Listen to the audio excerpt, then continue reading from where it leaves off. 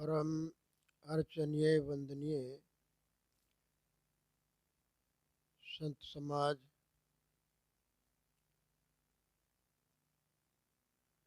अभी हमारे श्री साहेब जी वैराग्य त्याग के विषय में कितना बढ़िया प्रवचन दिया है, संदेश दिया है, हमें सतर्क और सावधान किया है और कैसे हम चलें, हमारा कल्याण कैसे हो। हम जिस उद्देश्य को लेकर निकले हैं घर से, वह हमारा उद्देश्य कहीं उस उद्देश्य से अपने भटक ना जाए, ये सावधानी हमें बताई गई है। हमारे लिए जो हमारे प्रति प्रशंसा की गई है, ये आपकी तो भावना है, शुभ भावना है, श्रद्धा है, लेकिन मैं उस योग्य नहीं हूँ जैसा कि आप लोग समझते हो। मैं एक साधारण सा व्यक्ति हूँ। आप सबके बीच में रहकर मैंने सीखा है, समझा है, साधना द्वारा, गुरुदेव के द्वारा, संतों की संगत के द्वारा, उनके दर्शनों से जो कुछ हमें मिला है, वह हमें मिला है सब संतों गुरुजनों की कृपा से ही। तो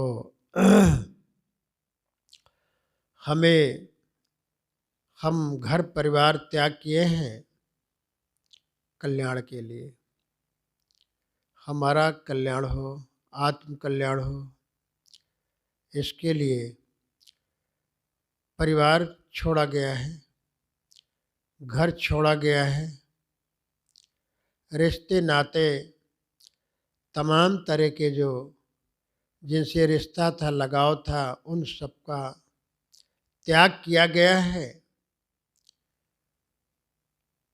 लेकिन फिर भी हम रहते तो उसी संसार में हैं, घरों में रहते हैं, परिवार तमाम मिलते हैं। एक परिवार छोड़ा गया तो तमाम परिवार मिलते हैं, तमाम लोग मिलते हैं। अब उनके द्वारा ही हमारा जीवन का निर्वाह हो सकता है। संसार में हमें रहना है, संसार के प्राणी पदार्थों के द्वारा हमें उनका अपने जीवन का निर्वहन करना है, भजन भी करना है, कल्याण करना है, उनमें रहना है, उन्हें उपदेश भी देना है। हमें उनकी तरफ से सम्मान, सेवा, आदर, हमें सब कुछ मिलता है। तो हमारा भी कर्तव्य होता बनता है कि जो कुछ हमने साधना द्वारा, गुरुदेव द्वारा, संतों द्वारा जो प्राप्त किया है, उसका हम समय समय से जब भी कोई ग्राहक हो तो उन्हें हम बांटते रहें। ज्ञान, भक्ति, वैराग्य और साधना की बातें, ताकि उनका भी कल्याण हो। हमारा किसी के द्वारा कल्याण हुआ हो, किसी के द्वारा हमें ये रास्ता मिला है, हमें ये सम्मान मिला है और इस स्थिति में हम आए हुए हैं, तो हमारा भी कर्तव्य बनता है कि हम लोगों को सुधारते और संभालते रहें, लेकिन सावधान पूर्वक चलते रहें निरंतर दृढ़ता के साथ। लेकिन इतना भी ध्यान रखें पग डगमगा न जाए कि हम अपने पथ से विचलित न हों, हम अपने गंतव्य से कहीं भटक न जाएं। ये हमें ध्यान रखना है। संसार में हमने कहा कि संसार में रहना है, संसार के प्राणी पदार्थों से ही हमारा कार्य होना है, हमारे जीवन का निर्वहन होना है, भजन करना है, भक्ति करना है, सेवा और साधना करना है। हमें जल चाहिए, भोजन चाहिए और तमाम साधना के पथ पर उन सब की आवश्यकता है। पानी के बगैर नाव चलेगी नहीं। पानी नहीं होगा तो सूखे में तो नाव नहीं चलेगी। लेकिन पानी अगर नाव में भर जाए तो भी नाव डूब जाएगी। पानी न भरने पाए, पानी के आधार से नाव का हमारी चलती रहे तो आसानी से पार हो जाती है। मल्लाह जब पानी आने लगता है, नाव टूटी फूटी कटी होती है तो उसमें पानी आने लगता है। कई बार नदियों से पार होने का अवसर मिला है। देखा है उसमें एक बाल्टी रखे रहता है, कोई पात्र रखे रहता है, उससे जो पानी आता रहता है उसको उलझ उलझ करके उसी नदी में छोड़ता रहता है। पानी ना आए इसमें, पानी भर जाएगा तो नाव बैठ जाएगी। नाव पानी के द्वारा ही चलती है, लेकिन पानी नाव में भर जाने से नाव डूबने की संभावना रहती है तो पूरे यात्री भी डूब जाएंगे। इसलिए मल्लाह बहुत सावधान रहता है, सतर्क रहता है, उसी पर ध्यान उसका रहता है लगातार। ठीक इसी तरह से हम प्राणी पदार्थों के द्वारा ही हमारा कार्य व्यवहार होना है, हमारा जीवन चलना है, साधना भजन भक्ति भी चलनी है। उन प्राणी पदार्थों की आवश्यकता है, संसार में रहने की आवश्यकता है, लेकिन संसार हमारे में ना आए। अगर संसार हमारे में आ जाए तो फिर हमारा वैराग्य त्याग सुरक्षित नहीं रहेगा। इसलिए ज़रूरी है कि साहब ने कहा है कि कमल पत्र तरंग एक माही, संघय रहे लिप्त पै नाही। साहब कहते हैं कि कमल पानी में रहता है, पानी के द्वारा ही उसकी जिंदगी है, वो हरा भरा रहता है, लेकिन संघ साथ में ही रहता है, लिपायमान नहीं होता, लिप्त नहीं होता, आसक्त नहीं होता है। ठीक इसी तरह संसार में हम रहें और संसार में ही रहना है। संसार के प्राणी पदार्थों से अपने जीवन को भी चलाना है और चलाते चलाते अपने लक्ष्य की पूर्ति भी करना है। माया मोह में रहना, माया मोह हमारे में ना आने पाए, बल्कि जहाँ तक हो सके उसको हटाते रहें ताकि रास्ता साफ होता रहे। कारों में, ट्रकों में हम आप देखते हैं वो लगी होती हैं, उसको क्या कहते हैं जो पानी को हटाते रहते हैं? वाइपर। वाइपर रहते हैं। जब पानी बरसता है या ओस के कण उसमें पड़ जाते हैं, धूल पड़ जाती है, तो वाइपरों से ड्राइवर जो है उनको साफ किया करता ताकि हमारा मार्ग अवरुद्ध न हो, साफ दिखाई दे, हमारा वाहन भी चला जाए ढंग से, हम निकल जाएं और कोई जो है किसी की जान भी न जाए, कहीं सीमा के बाहर न जाए गाड़ी, रास्ते से भटक न जाए। इसलिए वाइपर से वो साफ किया करता है।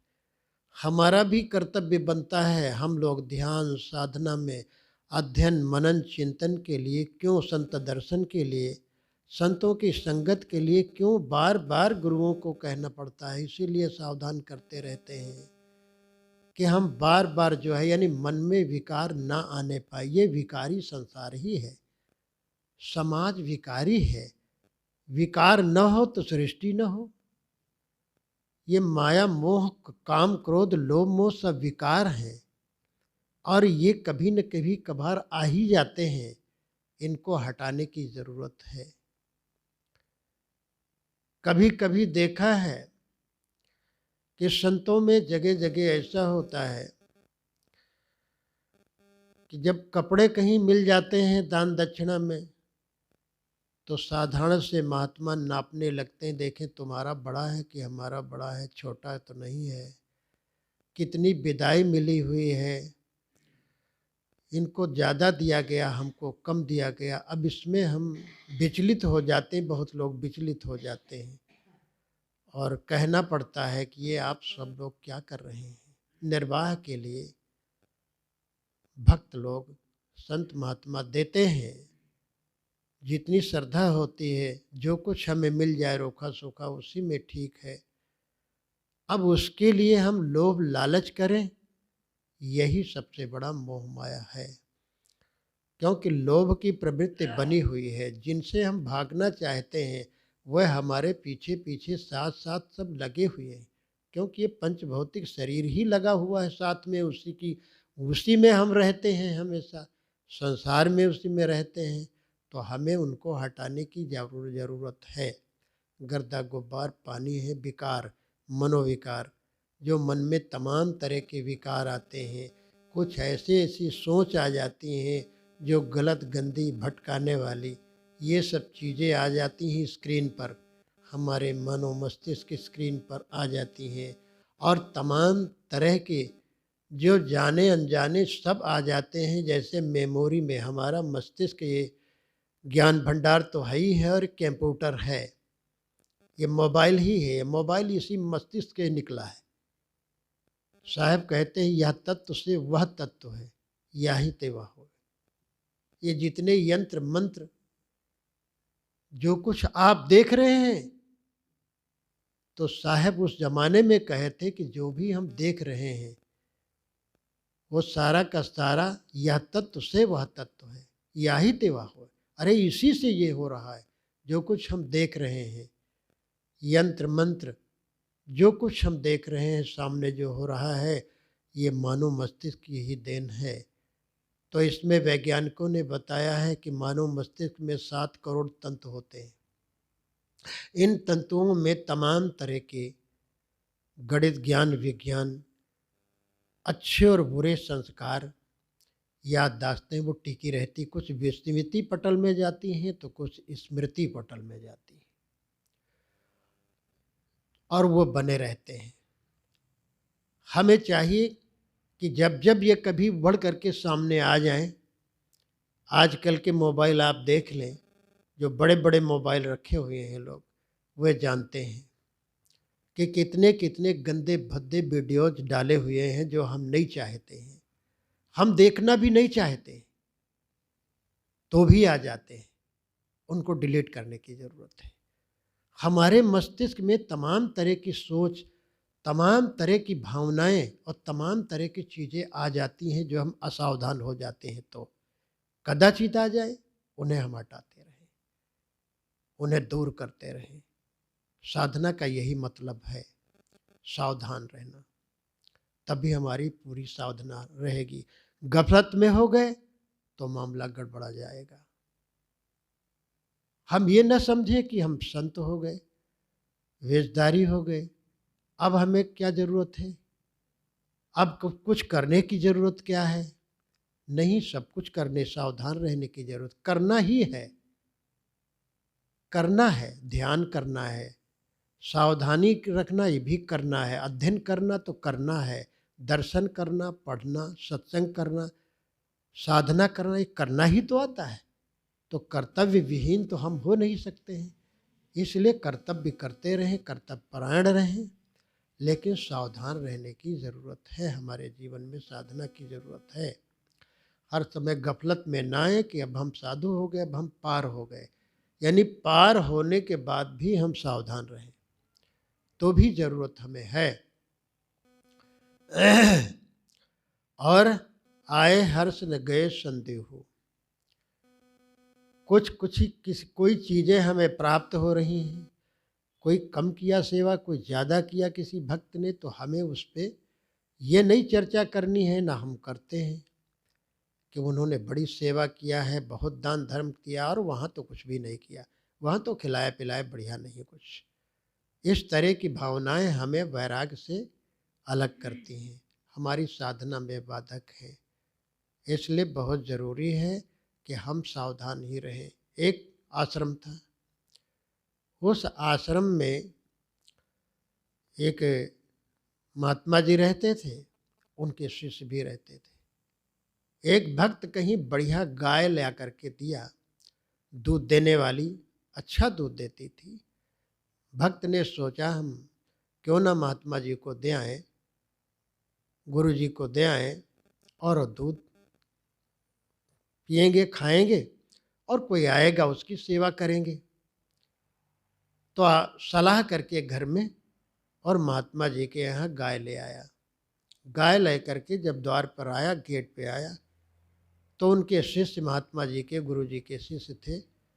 उन्होंने कहा ठीक है। जब वो भक्त ने बताया कि हम गाय ला करके देने के लिए लाए हैं, हमारा मन हुआ कि हमारे पास तो गाय हैं ही हैं, हम एक क्यों ना गुरु जी को दे आए महात्मा जी को, तो वो अपना स्वयं उसका सेवन करेंगे दूध का, और कोई अतिथि आएगा उसकी भी सेवा करेंगे भक्त सज्जन महात्मा। तो कहा ठीक है, हम गुरुदेव की आज्ञा लेते हैं, गुरुदेव जी से पूछ लेते हैं। कोई भी कार्य किया जाए तो गुरु आज्ञा में, गुरु आज्ञा से आवहीं गुरु आज्ञा से जाए, ये साहब साखी ग्रंथ में साहब ने कहा है। साहब तो हर जगह सावधान किए हैं। दिन भर बोलते रहो, 24 घंटा बोलते रहो, तो साहब की वाणी बोलते रहो, पग पग पर सावधान किया है। इतनी बड़ी सोच, इतना बड़ा हाई फाई दिमाग, ये विश्वविद्यालय के दुनिया के लोग कहते हैं कबीर पढ़े लिखे नहीं थे, अनपढ़ थे। आप सोचिए इतना बड़ा हाई फाई दिमाग उनका था कि हर जगह साधक को सावधान किए। तो गुरु आज्ञा से आओ ही गुरु आज्ञा से जाए, गुरु आज्ञा से आना, गुरु आज्ञा से जाना, तो विनम्रता बनी रहेगी, उदंडता नहीं रहेगी। गुरु का आशीर्वाद लेकर के ही जाए, आए तो भी गुरु का आशीर्वाद ले। तो कहा गुरु आज्ञा ले लेते हैं, गुरुदेव जी से पूछ लेते हैं। तो पूछने के लिए गए, उन्होंने दंड प्रणाम किया, वंदगी किया। कहा गुरुदेव एक भक्त आए हैं। कहा क्यों भाई? कहा एक गाय लेकर के आए हैं, दूध वाली, बढ़िया दूध देती है, वो देना यहाँ चाहते हैं, तो गुरुदेव क्या करें? तो ठीक है, रख लो, दूध खाया जाएगा और कोई आएगा उसको खिलाया जाएगा। तो शिष्य अपना ला करके बांध लिए। कम से कम 15 दिन 20 दिन लगभग ये सब चलता रहा क्रम। भक्त चला गया था, दूध खाते और खिलाते रहते। एक दिन भक्त के मन में कुछ पता नहीं क्या आया, गाय उनकी दूध देना बंद कर दिया घर में। तो कहा वही गाय लाओ, अब जोर पड़ा। तो आश्रम में आए, कहने लगे कि जो महात्मा थे, जो साधक थे, उनसे कहा कि भाई हम अपनी गाय ले जाना चाहते हैं, हमने इतने दिन दिया था। महात्मा के पास, गुरु जी के पास आए, कहा अच्छा रुको अभी पूछते हैं। गुरुदेव कहा क्या? कहा वो जो गाय दे गए थे वो लेने अपनी गाय आए हैं। तो कहा बहुत अच्छा बहुत अच्छा, गोबर उठाने का झंझट, चारा करने का झंझट, बांधने छोड़ने का झंझट खत्म हो गया, बहुत बढ़िया बहुत बढ़िया, दे दो ले जाए। ये भाव, कितना बढ़िया भाव। तो आए, जब गाय आई तो इतनी बड़ी भारी खुशी नहीं हुई, और जब जाना हुआ तो कोई अफसोस नहीं। कहा बहुत बढ़िया, झंझट से छुट्टी पा गए, अच्छा हुआ। इस तरह का हमारा मन विचार जब हमेशा रहेगा, संतुलन बराबर, मन का संतुलन, वाणी का संतुलन, आचरण का संतुलन, और जब हमारा संतुलन पूरी तरह से साधक का संतुलन बराबर हो, तो क्या कहना है। इसके लिए कितनी बड़ी चर्चाएं होती रहती, यहाँ तो रोज रोज पढ़े होते रहती हैं चर्चाएं सब। और यहाँ कोई संसारी तो है नहीं, साधक ही साधक सब हैं, और हम लोग सब साधना ही करते हैं। इसलिए साहब कहते हैं कि सदा विचार करो मोर भाई, जब लग देह बिखर नहीं जाए। जब लग हमारी देह बिखर न जाए तब तक हम विचार ही विचार करते रहें।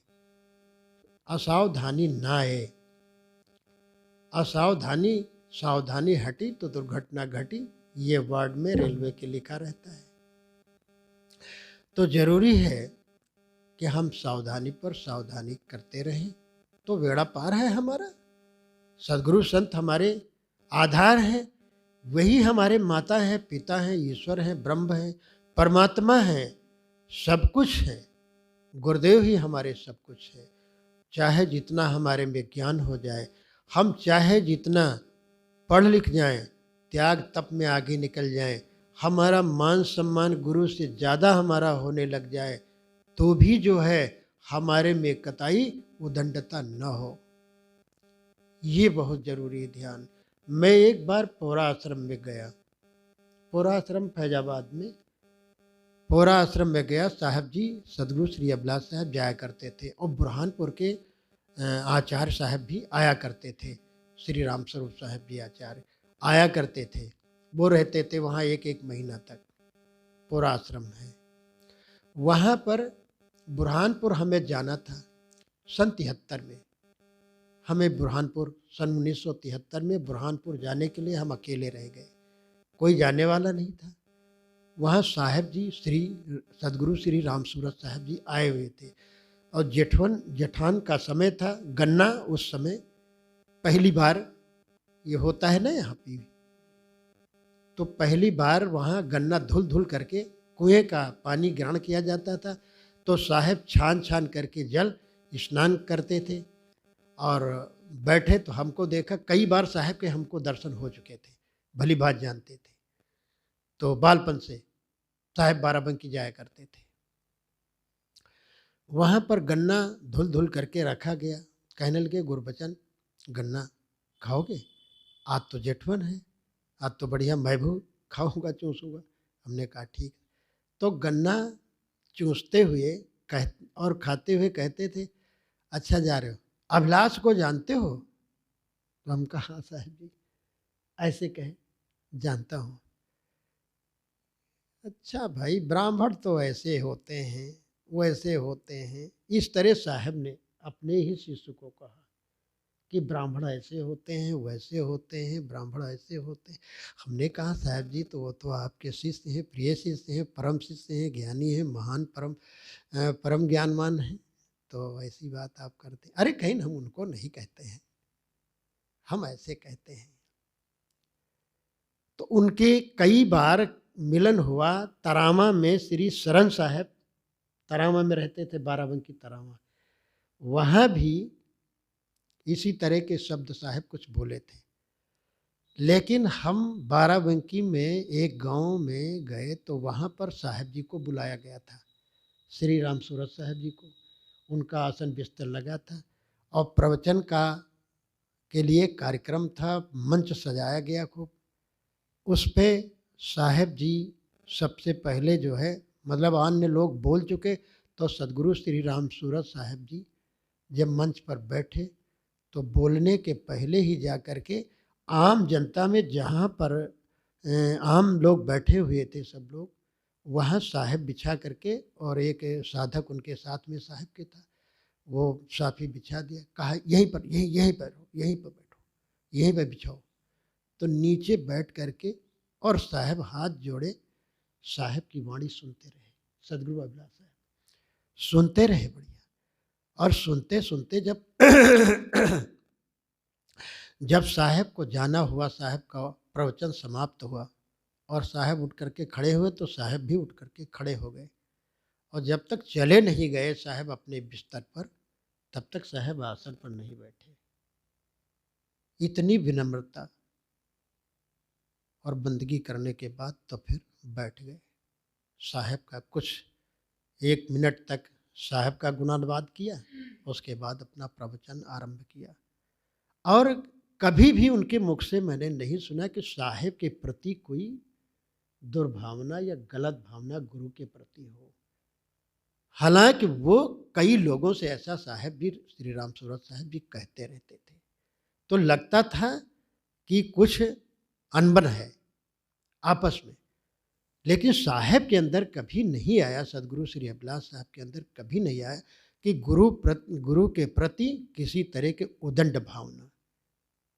लगातार वो हमेशा विनयी भाव, विनम्र भाव में रहते थे। तो कहने का भाव है, हम चाहे जितने बड़े हो जाएं, चाहे जितना सम्मान संसार की तरफ से मिलना शुरू हो जाए, चाहे जितने बड़े विद्वान हो जाएं, तो भी हमारे लिए गुरुदेव गुरु ही हैं।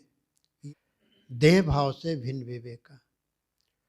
तो ये तो देह भाव से भिन्न विवेका। साहब कहते हैं पारख में, ज्ञान में तो हम तो सब लोग एक हैं, आत्मा से तो हम सब लोग एक हैं। पारक स्वरूप ही हमारा आपका सबका बराबर है, उसमें कोई डिफरेंस नहीं है। लेकिन शरीर धर करके तो भिन्न विवेका। साहब कहते वह विवेक भिन्न है। व्यवहार में, विचारों में, आचरण में यह हमें जो है ध्यान रखना है कि जो है पिता हमारे लिए पिता है। जैसे हम व्यवहार में भी हम लोगों को समझाया करते हैं कि तुम चाहे जितने यदि जज भी बन गए हो, तुम वकील बन गए हो, दरोगा बन गए हो, कोतवाल बन गए हो, तो भी तुम घर में जब आओ तो घर में पत्नी के लिए तुम पति हो, बच्चों के लिए पिता हो, माता पिता के लिए तुम बच्चे हो। ये समझ करके घर में रहना चाहिए, अपनी मर्यादा नहीं और किसी की मर्यादा भंग नहीं करना चाहिए। हम लोगों का भी यही कर्तव्य हो बनता है कि हम चाहे जितने हो जाएं, बड़े हो जाएं, सम्मानित हो जाएं, मान सम्मान मिल जाए, उस मान सम्मान में मर्यादा को ना हम भुलाएं। कभी भी उनका हम आदर सम्मान अपने बड़ों का, अपने गुरुजनों का, अपने पूज्यजनों का जो है हमेशा हम करते रहें। और यही भक्ति है। भक्ति का स्वरूप ही यही है, सेवा करना, विनम्र रहना, उदार हृदय रहना, अपने को निम्न, अपने को छोटे समझते रहना। छोटे का वो निम्नहीनता की, हीनत्व की भावना नहीं है। ना अहम अहम की भावना हो, ना हीनत्व की भावना हो। हीनत्व की भावना से तो हम आगे नहीं बढ़ पाएंगे। अहम की भावना भी हमें गिरा देगी, डुबा देगी। इसलिए दोनों खतरनाक हैं। हीनत्व की भावना से व्यक्ति अच्छा ऊंचा कार्य कोई नहीं कर पाएगा। जो व्यक्ति चढ़ने से पेड़ पर पहले ही उसका शरीर पैर कांपने लग जाएंगे तो पेड़ पर कैसे चढ़ेगा। हीनत्व की भावना होगी तो हम ऐसे कैसे कर पाएंगे। ये तो उन्हीं में ताकत है। साधारण लोग ऐसे कहा करते हैं, झगड़ा झंझट दुनिया की बुराई कर लेंगे, मार धड़ कर लेंगे, बम बंदूकें फोड़ लेंगे, मार डालने के उतारू हो जाए, उसके लिए दम है, उनके पास सब कुछ है ताकत। लेकिन साधना भजन भक्ति के लिए जब उनसे कहा जाता है तो कहते महाराज हमारे में कहाँ ये ताकत है। ये तो उन्हीं में है। बुद्ध में थी, महावीर, कबीर और नानक और तमाम महापुरुष थे। ये वो अलौकिक पुरुष थे। वो ऐसी शक्ति लेकर के आए थे, उनको भगवान ने ऐसी शक्ति दिया। हमारे में वो ताकत कहाँ है, हम नहीं ऐसा कर पाएंगे। तो ऐसा कह करके अपनी कमजोरी प्रदर्शित कर देते हैं और फिर उस तरफ चलने की हिम्मत भी नहीं जुटाते, नहीं करते। तो हीनत्व की भावना हमें नहीं होनी चाहिए हमारे में, और अहम की भावना नहीं होनी चाहिए कि हम इतने बड़े जो है धनी हैं, इतने पदासीन हैं, इतने विद्वान हैं, कवि हैं, प्रवक्ता हैं, हमें चारों तरफ हमारा जय जयकार हो रहा है। इस तरह अहम की भावना भी नहीं होनी चाहिए। अहम की भावना, अहंकार की भावना भी लोगों को डुबा देती है। तो उन्नत की जो है जननी क्या है? सेवा है, विनम्रता है, शिष्टता है, उदारता है। किसी दूसरे का मुंह नहीं देखना हमें है कि गुरु जी को या संतों को जल भोजन कौन दे। मुझे अभी पहली बार साहब के भेंट हुई। आते तो हम रहे पहले, जब यहाँ पुराना आश्रम इलाहाबाद में बना था वहाँ भी आते रहे हैं साहब के यहाँ, लेकिन भेंट नहीं हुई, पहचान जान नहीं हुई। पहली बार मैं आया, पहली बार भेंट हुई हमारी साहब जी की। मैं भोजन करके निकला, जब भोजन करके निकला थाली लेकर के, तो साहब जी दौड़े हमारी थाली ले लिए। मुझे बहुत, मैंने कहा अरे नहीं नहीं आप क्यों, हम धो लेंगे धो लेंगे, फिर छीन लिया साहब। जबकि इतनी अच्छी जान पहचान भी हमारी नहीं थी साहब की। बाद में हम पता लगाए, बाद में तो कहा कि ये फला साहब जी हैं। अरे हमने कहा इतनी बड़ी विनम्रता और इतनी बड़ी जो है नम्रता और सेवा भावना देख करके आज भी मुझे याद है। और मैं लोगों से कहा करता हूँ, लोग थोड़ा बहुत पढ़ लिख जाते, बूटर शूटर वाले हो जाते हैं तो दूसरों को पानी देना, सेवा करना नौकरों से करवाते हैं और अन्य लोगों से, मजदूरों से करवाते हैं। स्वयं नहीं करते हैं, स्वयं नहीं झुकना चाहते। हमें चाहिए कि हम सद्गुरु संतों की सेवा करते रहें, उनके सानिध्य में हमेशा हम रहें। जैसे साहब ने अभी समझाया कि बिना आधार के बनेगा नहीं। ये आप देख लीजिए, सूर्य, चंद्रमा, ग्रह जितने भी हैं और जितने भी ये धरती और जितने भी ग्रह हैं, चंद्रमा वगैरह, सूर्य वगैरह, आप देखें जितने तारे वगैरह हैं, इनमें सब में तो पढ़ा गया है कि एक दूसरे का आधार खिंचाव सब में है, एक दूसरे के आधार लेकर के ही गमनागमन कर रहे हैं, तभी अपने गति उनकी हो रही है और तभी वो ठीक से मौसम पखवाड़े, रात दिन और संसार की सारी क्रियाएं ठीक ढंग से चल रही हैं।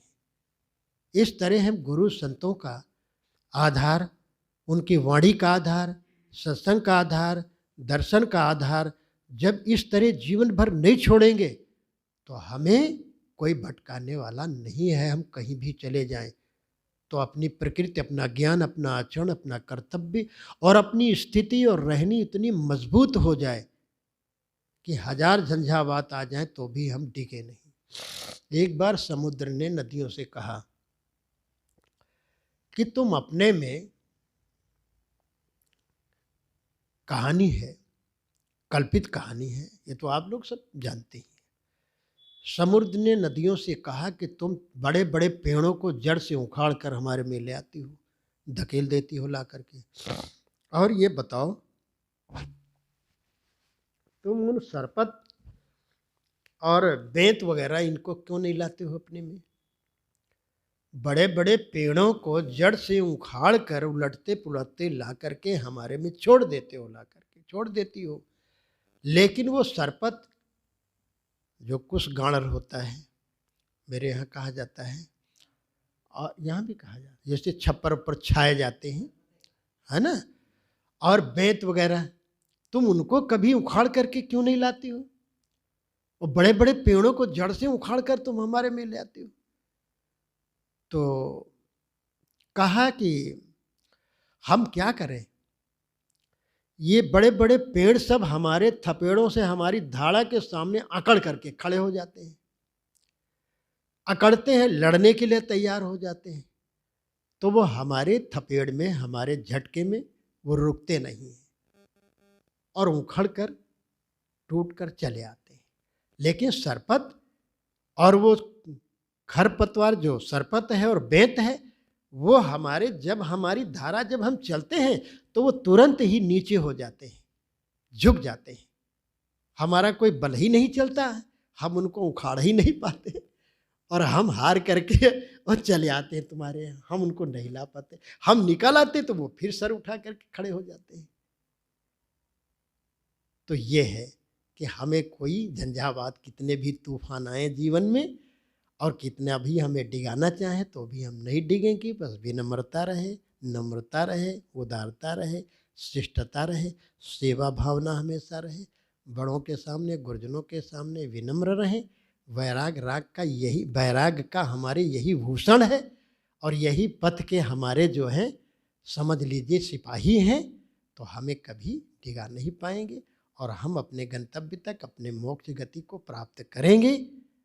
जो है ये भाव मन में विचार करके सद्गुरु संतों का सदैव आशीर्वाद लेते रहें, सत्संग करते रहें, अध्ययन करते रहें, सद्ग्रंथों का अध्ययन करते रहें, दर्शन करते रहें, सेवा करते रहें, बस बेड़ा पार है।